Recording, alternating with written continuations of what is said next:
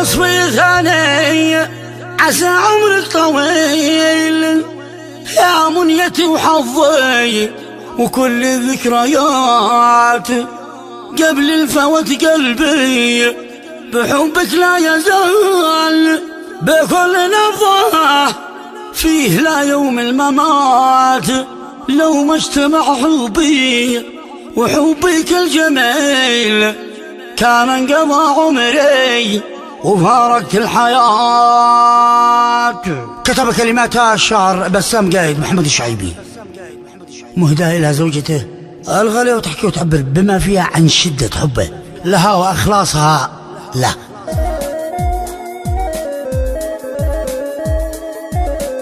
أداء الشاعر أبو شهاب الخبز. تحيات تسجيلات الكرماني. يا نصفي الثاني عسى عمرك طويل يا منياتي وحظي وكل الذكريات قبل الفوات قلبي بحبك لا يزال بكل نبضة فيه لا يوم الممات لو مجتمع حبي وحبك الجميل كان انقضى عمري وفارقت الحياة. صحيح انا ماني جبل ولا ذليل لكنني اضعف امام ام البنات في قدر بنت العز والوزن ثقيل ذي بعادة بيني وبين المنكرات مكارم الاخلاق والقدر الجليل من كظيمات الغيظ والمتحصنات لين كان حبي فيك ما رد الجميل كلامي المعصوم بدون مقدمات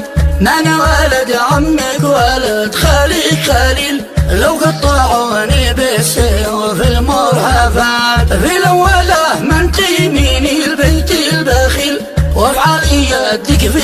صبمي والثقات والثانية لولاك الحب الجميل ما حبب السم في حياتي محجبة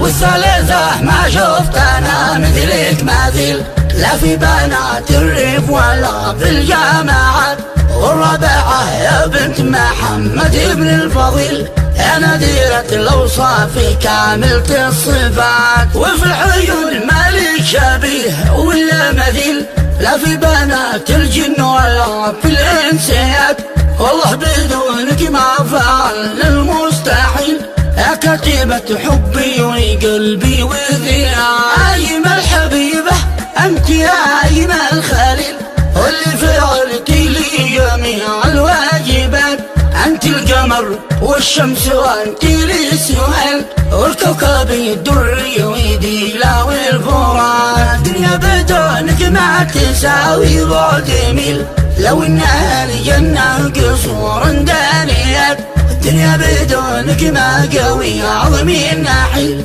لو انها ملكي وباسمي ما سمعت لك الوفاء والحب والشكر الجزيل مع احترامي لك وكل الامنيات الليل يوم ولو اليوم ليل انت وانا وبناتي قلبي الصالحات ما بقى من الكثير للقليل والاتيت من الليالي رايحات